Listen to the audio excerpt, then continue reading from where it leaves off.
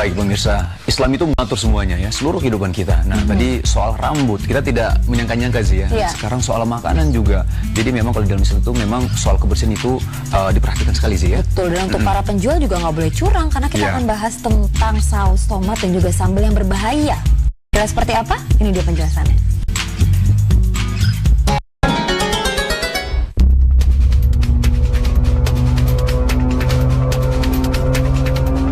Hati-hati saus tomat dan sambal berbahaya.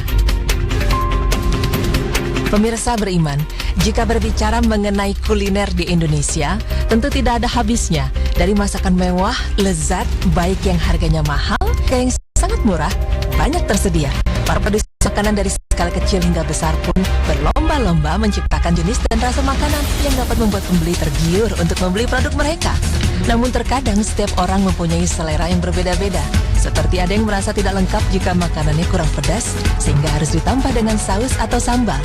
Namun, jika Anda pecinta makanan yang selalu menggunakan saus tomat maupun sambal, mulai sekarang Anda harus lebih berhati-hati. Karena di luar sana, banyak terdapat saus palsu yang mengandung bahan-bahan berbahaya.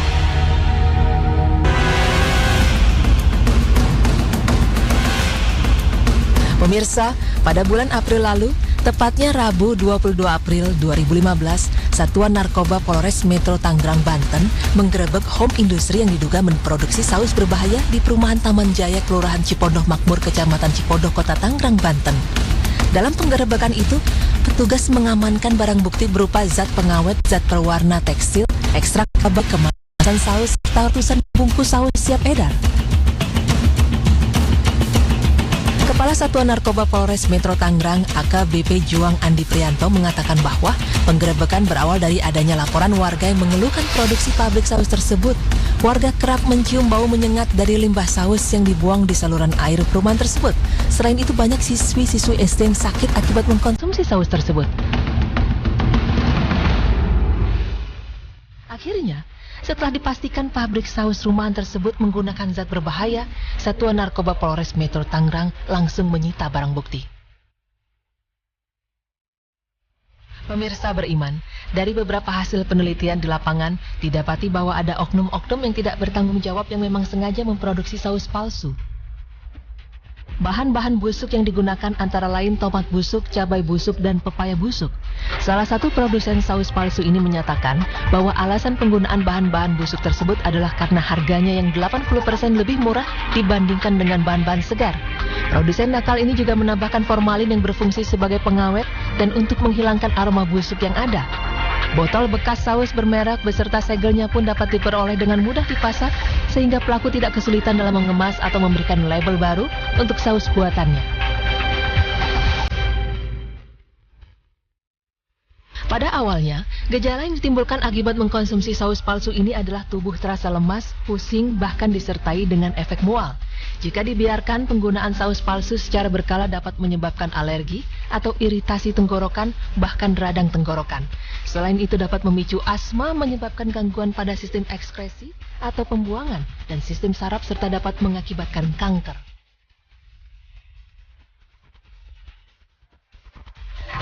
Pemirsa beriman, berkaca dari kasus banyaknya penjual-penjual nakal yang menjajakan produk-produknya dengan membohongi para pelanggan karena menggunakan bahan-bahan berbahaya, maka dari hal ini Islam memandangnya sebagai kecurangan dalam jual beli.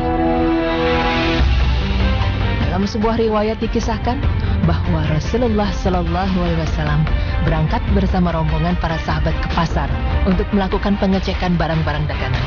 Saat itu beliau melewati gundukan makanan, kemudian beliau memasukkan tangannya dan mendapati bagian dalam dari gundukan itu basah.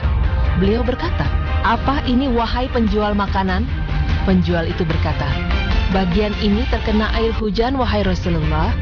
Dan Rasulullah Shallallahu Alaihi Wasallam pun bersabda, "Mengapa engkau tidak meletakkannya di bagian atas agar orang yang akan membeli dapat melihatnya? Barang siapa yang berbuat curang kepada kami, maka ia bukan bagian dari golongan kami." Hadis riwayat Muslim. Hal ini dikuatkan dengan ayat Al-Quran yang menjelaskan balasan bagi siapa saja yang berbuat curang dalam jual beli. Allah Subhanahu wa Ta'ala berfirman yang artinya, Kecelakaan besarlah bagi orang-orang yang curang, yaitu orang-orang yang apabila menerima takaran dari orang lain, mereka minta dipenuhi. Dan apabila mereka menakar atau menimbang untuk orang lain, mereka mengurangi. Quran Surah Al-Mutaffifin ayat 1 hingga 3. Pemirsa beriman, karena begitu bahayanya saus palsu yang beredar di sekitar kita, maka seharusnya kita lebih berhati-hati dalam memilih saus untuk dikonsumsi. Kali ini kami juga akan mengajak Anda untuk mengetahui cara membedakan saus yang asli dan saus palsu atau berbahaya. Yang pertama, kita harus lebih teliti dalam melihat apakah pada label saus terdapat izin dari Departemen Kesehatan atau tidak. Bila tidak, berarti saus tersebut perlu diwaspadai. Yang kedua, mari kita lihat warnanya.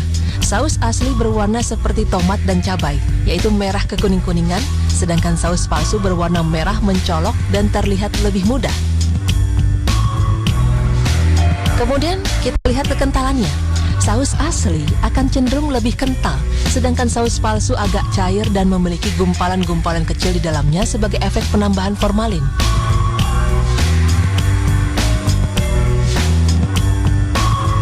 Berikutnya, dengan mencium aromanya.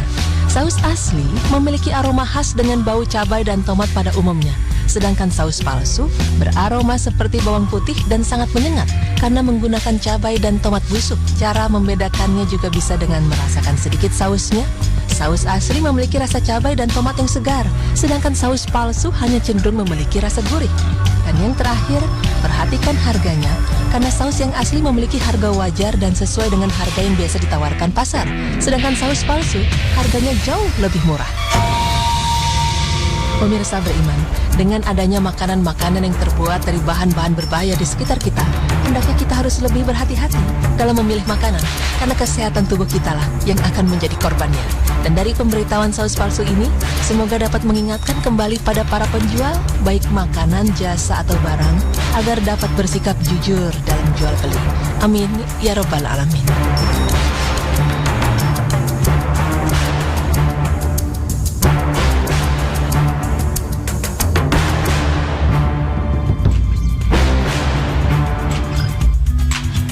Pemirsa, tadi sudah dibahas ya, memang kita harus berhati-hati sekali sih ya dalam memilih makanan, apalagi kalau bisa jajan di luar gitu ya. Memang harus diperhatikan sekali. Tadi sudah disampaikan di berita Islami masa kini, ciri-ciri dari saus yang palsu atau enggak gitu ya.